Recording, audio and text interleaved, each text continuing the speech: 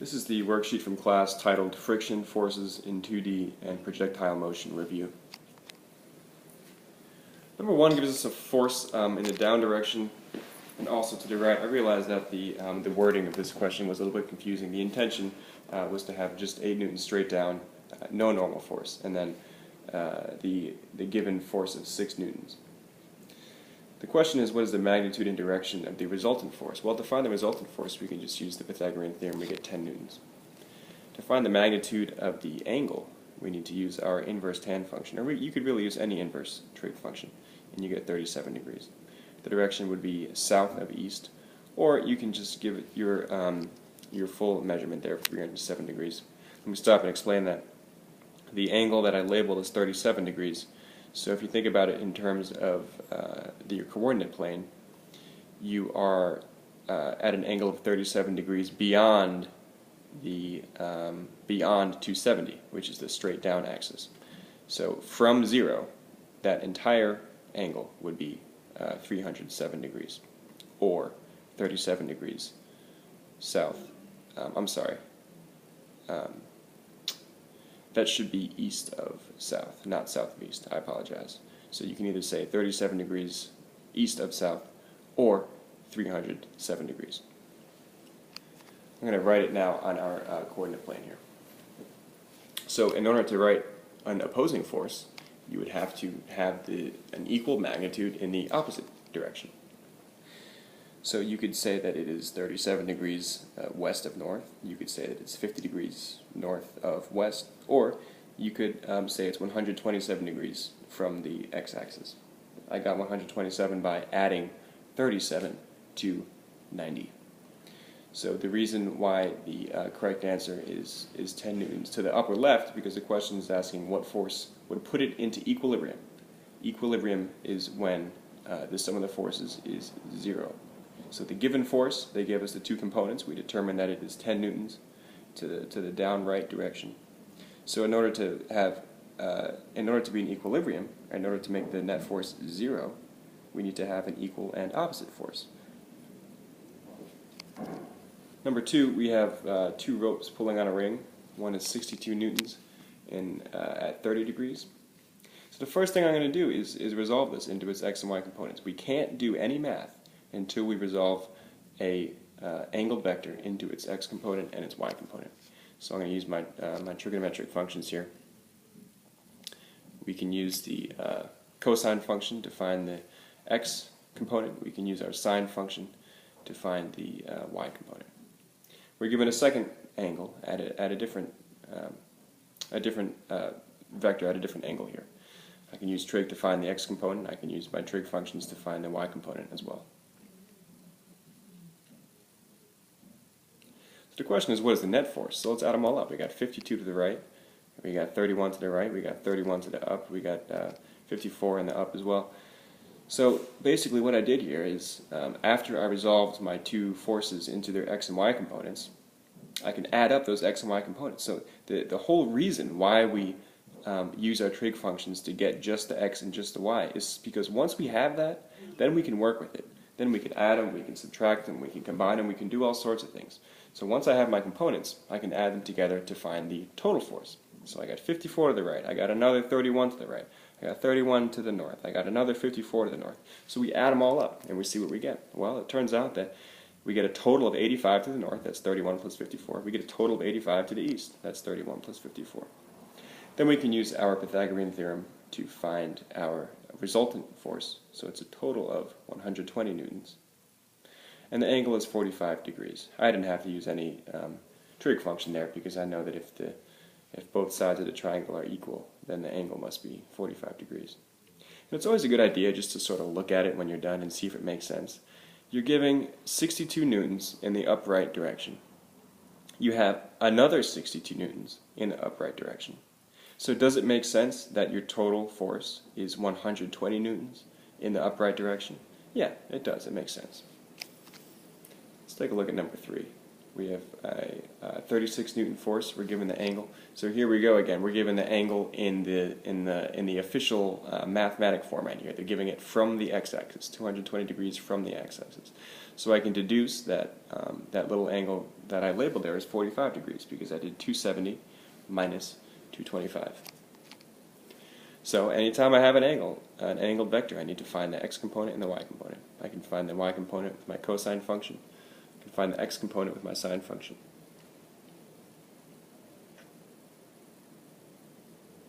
We're given a second force at a second angle here. So how did I get 45 degrees? I did 360 minus 315 to get that 45 degree angle there. We resolve our x and y components of the given vector. So now let's add up what we have here. We got 33.9 to the right, 22.5 to the left. I have two vectors in the downward direction. Let me explain how I did that. We were given two forces. They're both acting on the same object, but they were at angles. So at first I wanted to turn them into their x components and their y components, then I can work with them. Now we add it together to get the total force. We have two forces that are going down, so we need to add them together. We have one force that is going to the right and one force that is going to the left. So I'm going to subtract those two. You got 33.9 pushing in the rightward direction, 22.5 in the leftward direction. So it almost cancels out, but then you're going to have a little bit to the right left over. And then the ones downward, you just add them together. So that little bit left over is 11.4. And then if you add up the two in the down direction, you get 59.4. So your resultant you can find using the Pythagorean theorem. But again, the question is, what would be a force that puts it at equilibrium? What would be a force that that makes it so it's zero in net force? So that force would be a force that is equal and opposite of your original net force. So if we originally had 60.5 newtons to the down right direction, the force that would make the system at equilibrium would be the same value, 60.5, but to the upper left direction. I'm going to draw that in yellow. I want you to keep in mind that these are the same components. The y component of our new vector is still 60.5. That should have been 59.4. I mislabeled that. The x component of our vector is still 11.4. So all you're doing is flipping it into the opposite quadrant to cancel it out. And then you can use your trig function to find the angle.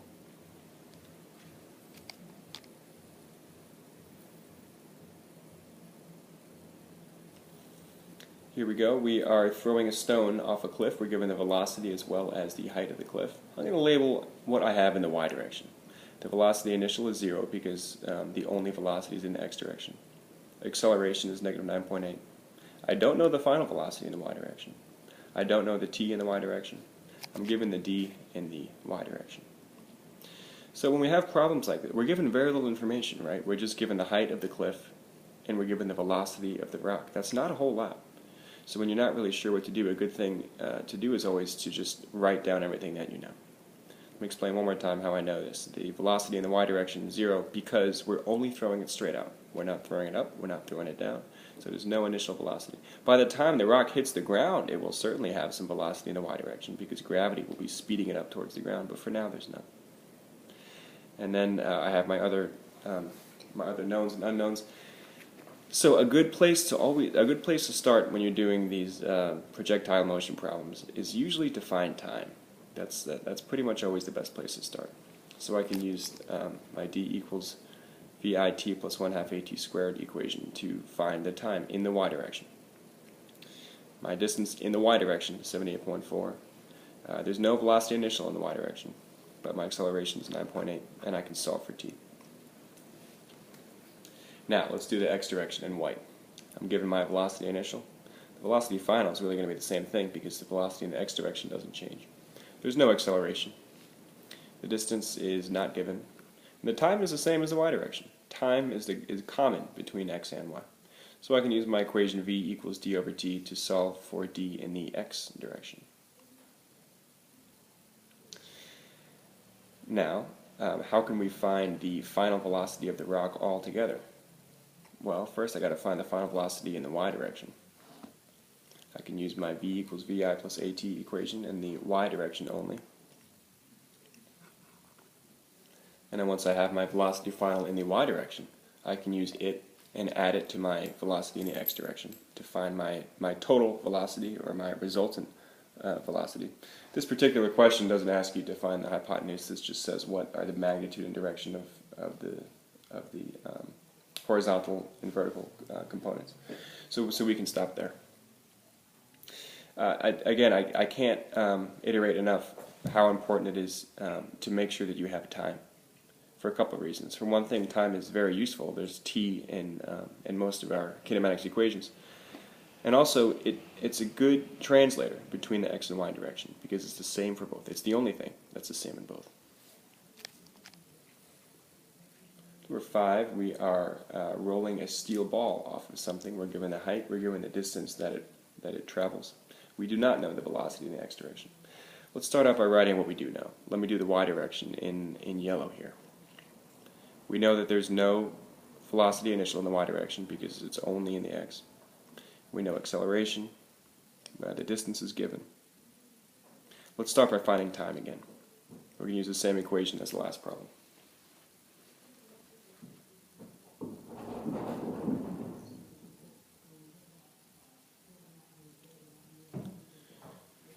I'll stop for a minute there. It's a very common mistake to get confused as to which d you use. I solved, when I plugged in for d here, I put 0.95. I did not put 0.352. A very easy mistake to make. We're talking about the y direction only here. You can only work in one direction at a time. So in the y direction, my distance up and down is 0.95. So I can solve for t.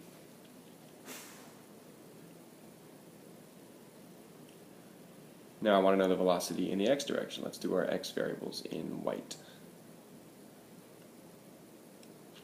Distance in the x direction, 0.352, so we can use our definition of velocity to solve for it.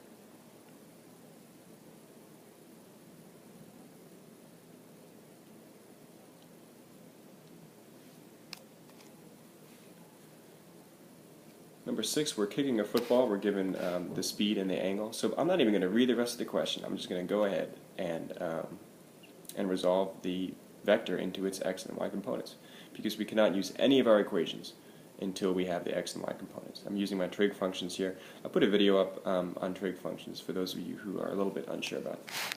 Now that I have my x and y components, I can start solving. Let's write down my information in the y direction in yellow.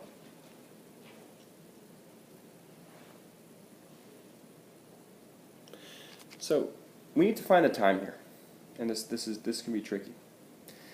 Typically, in a projectile motion problem, not when you're dropping something, but when you're kicking something up into the air, it's really easy to use the halfway point as a tool for finding things. You don't have to. There are other ways to do it. I didn't do it in class because it involves the quadratic formula. There are plenty of other ways to use time, to find time using the equations that we already have. But the easiest way is to consider just the first half of your projectile's flight, because at that exact halfway point, the velocity in the y direction is 0. So that sort of gives us a free variable. So let's just think about the first half of this projectile's motion. At that moment, at that halfway moment, the velocity final in the y direction is 0. So we can use that. We can use that because it gives us an extra variable for this particular equation right here. So we can say 0 equals, and then we know our vi, we know our a in the y direction, and then we can solve for t.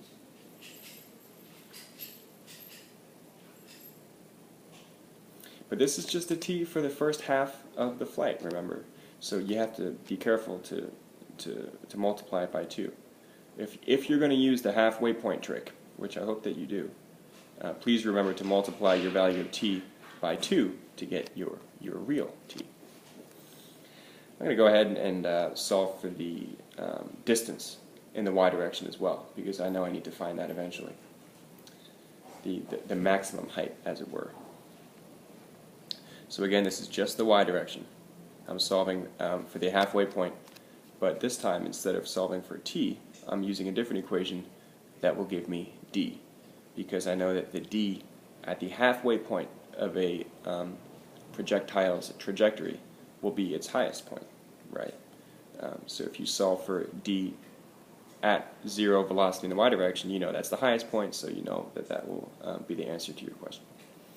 Let's see, the only thing remaining at this point is to find the range. That means the distance that the football traveled. Let's see if we can figure that out. Because we're talking about the distance that the football travels, we need to switch into the y direction. Excuse me, we need to switch into the x direction. So let's think about what we know about the x direction. We don't know the distance, that's what the question's asking. We know the time, because we figured it out a minute ago. We know the velocity initial in the x direction. So we can just use our definition for velocity to find the distance here.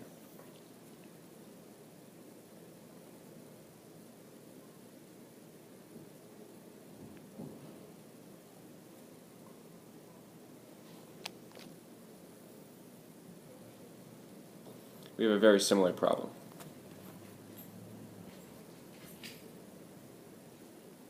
Let's write down what we know about the y direction.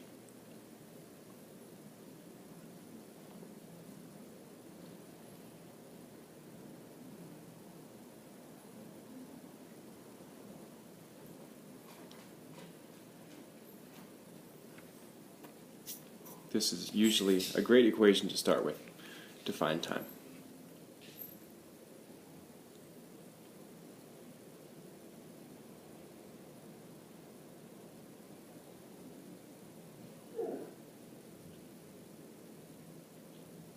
Okay, 45 seconds. Let's take a minute and take a breather. So what are we doing? We are trying to find how fast it was going on the table. So that's the x direction, how fast it was going in the horizontal direction before it fell off. So I'm going to use white to write down what I know about the x direction.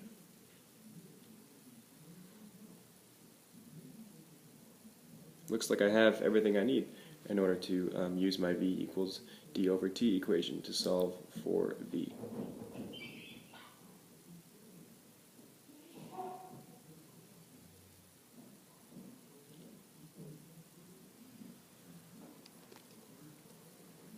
We're shooting an arrow at 30 degrees above the horizontal. We're given the velocity of the arrow, so I'm not even going to read the rest of the question. I'm just going to go ahead and resolve this vector into its components. The only way that we can use our kinematics equations is if we have information in the x direction or the y direction. That's why we need to do this. Let's write what we know about the y direction in yellow. The velocity initial is what I just discovered. The acceleration is always the same.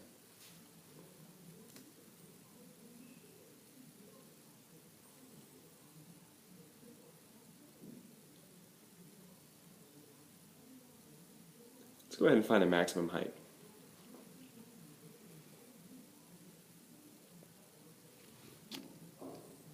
Okay, let me take a minute there.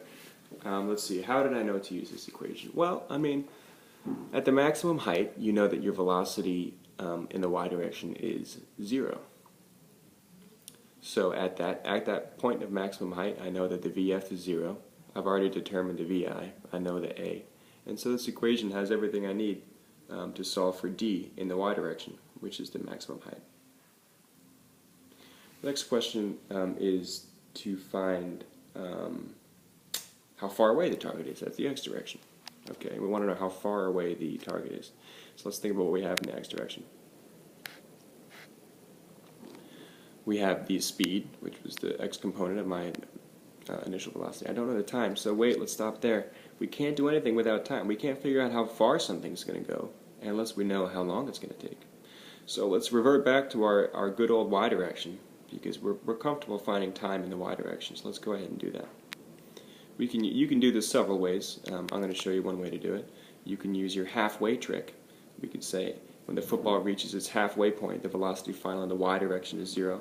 We know the initial velocity, we know acceleration. So we can find the time at the halfway point.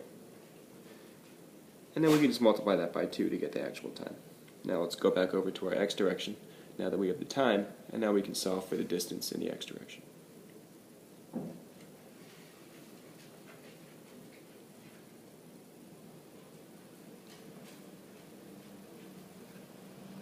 Alright, I'm going to stop there for now. I'm not going to bother doing the level 2 questions because you won't need to know them for the quiz that will be on Friday, September 19th. For those of you who are watching this the night before, I would recommend make sure you're good on this stuff that we just did. The only things that we did not cover in this particular video is friction. You'll need to know friction both on a flat surface and on an inclined plane. I suggest you check out the videos that I posted about the textbook problems. Those were posted yesterday on Wednesday the 17th. Good luck, you guys are doing great.